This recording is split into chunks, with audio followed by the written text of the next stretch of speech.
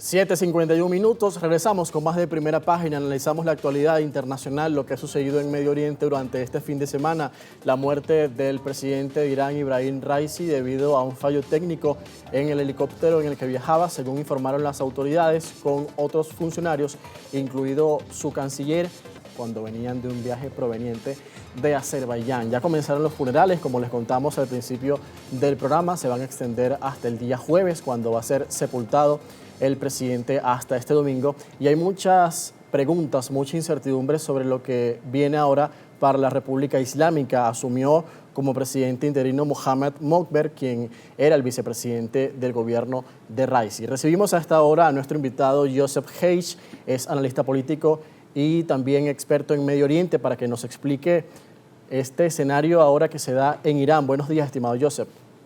Muy buenos días.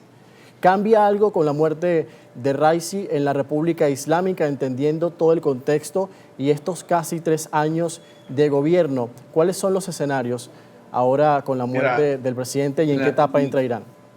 No va a haber un cambio drástico acerca de la transición en Irán. El Ayatollah Ali Khamenei apuntó al vicepresidente, el señor.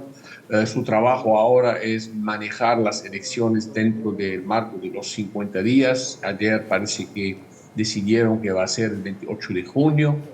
Entonces, lo que va a cambiar es a largo plazo. La lucha de poder adentro de la cúpula gobernante en la República Islámica de Irán es entre el hijo del Ayatollah Ali Khamenei, Mujtaba Khamenei, y que era presidente Raisi.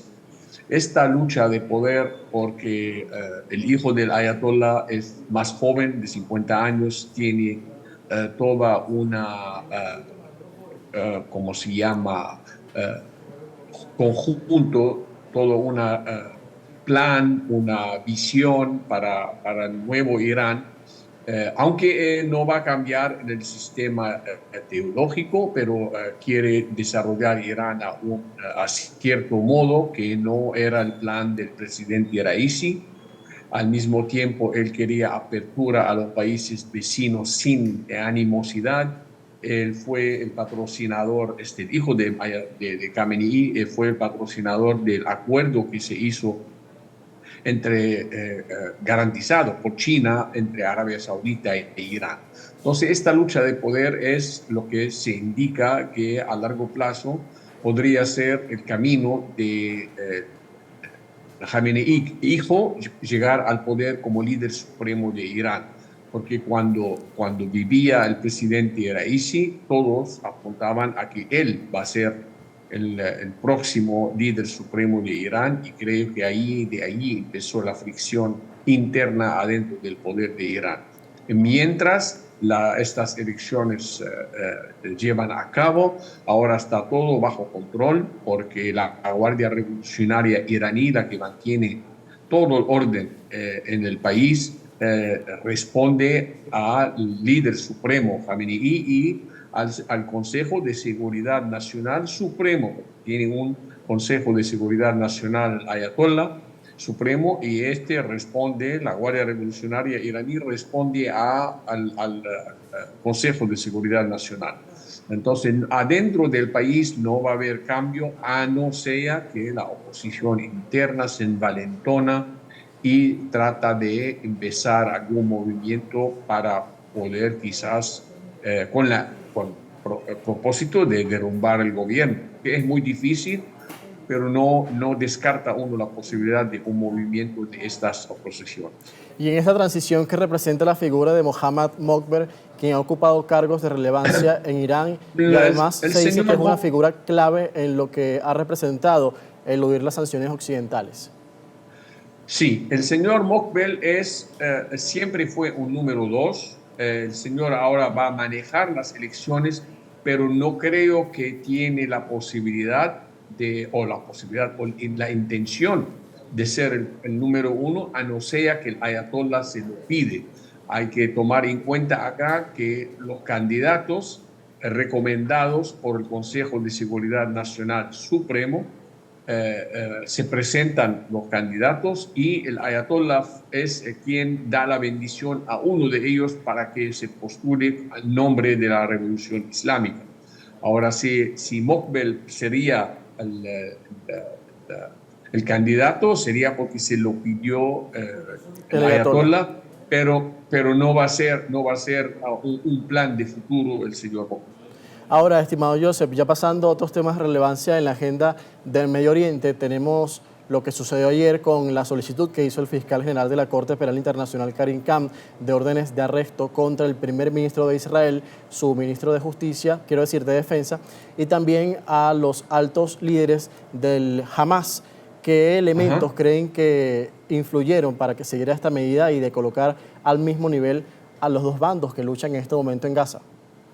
Mira, de un lado es bueno tener algo que puede representar a las víctimas del mundo, que sea en la Franja de Gaza, que sean las víctimas del 7 de octubre, los judíos que fueron asesinados y todo esto, y en otros países del mundo. Está en Nigeria, está en Sudán. El tema que la Corte Penal Internacional tiene miembros, y no todos los países son miembros. La India no es, la China no es, Rusia no es, Estados Unidos no es, Israel tampoco. Entonces, estas órdenes tienen validez en países que son miembros y que si verdaderamente quieren implementar estas órdenes de arresto a donde sea. Entonces, porque hubo casos anteriores, el expresidente de Sudán, al-Bashir, estuvo 20 años bajo orden de arresto de la Corte Penal Internacional y nunca nadie pudo hacer nada, y él viajaba a los países que no eran miembros de esta Corte Penal. Y el señor Vladimir Putin tiene también una orden de arresto de esta corte, pero la realidad es, no tiene validez. Ahora, pero Israel no es miembro de la CPI porque no suscribió el Estatuto de Roma. Sin embargo, lo que aquí está pasando es que lo que se cita es el hecho de la guerra en la Franja de Gaza, y los palestinos sí tienen jurisdicción respecto a esto, según lo que declaró la Corte Penal Internacional. Entonces, ¿qué sucedería allí? No va a suceder nada, va a ser puro proceso judicial, porque ¿qué país se va a animar a arrestar al primer ministro de Israel? ¿Quién puede arrestar a Yahya Sinwar o a los otros líderes de Hamas, que sea en Turquía, que es a donde viven, o que a Qatar, a donde están viviendo? Parte acá, parte allá. Va a ser difícil. Entonces, las órdenes salen, los juicios quizás empiezan en absentia, podrían hacerlo, pero al fin y al cabo no tiene manera de arrestar a eso. Y además el tribunal tampoco contaría con una fuerza para asegurar el cumplimiento de esa orden, otra de las cosas que también se menciona en eso va a... digo, es bonito quizás soñar en una cosa como esta, tener una corte penal con fuerza militar a donde puede ir y arrestar a la gente, pero esto no, ya estamos hablando ahora de soberanía de los países, estamos hablando de muchas cosas que no tienen manera de implementarse. Además, la gran pregunta es ¿por qué esta Corte Penal Internacional es tan selectiva? Porque hay tantos países en el mundo, incluyendo Venezuela en este caso, que podría tener caso la Corte Penal Internacional. Entonces, ¿y qué? ¿Por qué es tan selectivo el de ¿cómo se llama? El de de Gaza y de Israel? En Siria, el presidente de Siria ha matado y asesinado a mucho más gente de lo que pasó ahora en Gaza. Y entre ellos palestinos en el campamento de refugiados. Al-Yarmouk se llama.